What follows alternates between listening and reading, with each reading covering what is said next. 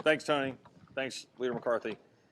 Throughout my entire life in public service, I've heard a lot of my Democratic colleagues claim the mantle of compassion. There is nothing compassionate about this. Nothing. Last Friday, a teenage girl who had been raped, prostituted, put into the sex trafficking trade, served as the basis for the arrest of a Mexican national who had been deported 15 times.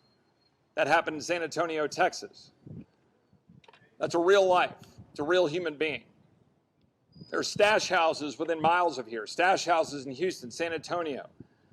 Human beings being trafficked for profit. And it takes a lot of effort to get the media to come down here and focus on this.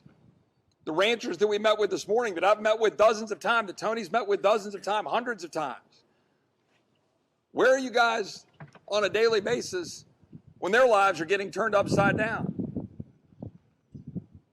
Are you asking our Democratic colleagues, like you tend to go stick a microphone in our face, asking us which thing we've done or not done? Have you asked any of our Democratic colleagues why they've not signed a discharge petition to ensure Title 42 enforcement, which we've had filed for a year? We filed it last April.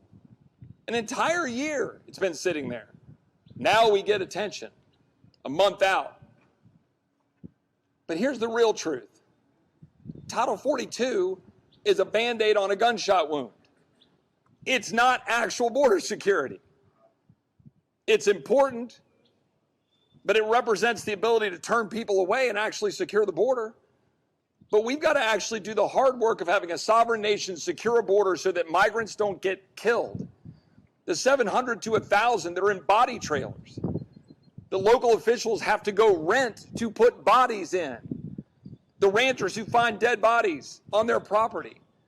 The bodies we find in the river on a daily basis that Border Patrol has to go find in the river every day. That's my ask of you in the press. Ask every single member of the House of Representatives on the other side of the aisle why they won't sign a discharge petition to move Title 42, but more importantly, stand up for a secure border.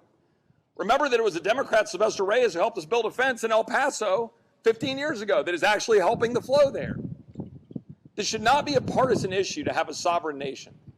That's what this is about, but it's about the humanity. It's about the people dying from fentanyl poisoning. It's about the people being put in the sex trafficking trade. It's about the ranchers. It's about the people throughout this country getting harmed because this administration, led by the President and Secretary Mayorkas, who I look forward to seeing on Thursday, by the way, in the Judiciary Committee, they won't do their job. And they leave the job to the governor and Texas DPS and our National Guard in Texas. With that, I'm going to turn over to my friend, Ms. Taylor.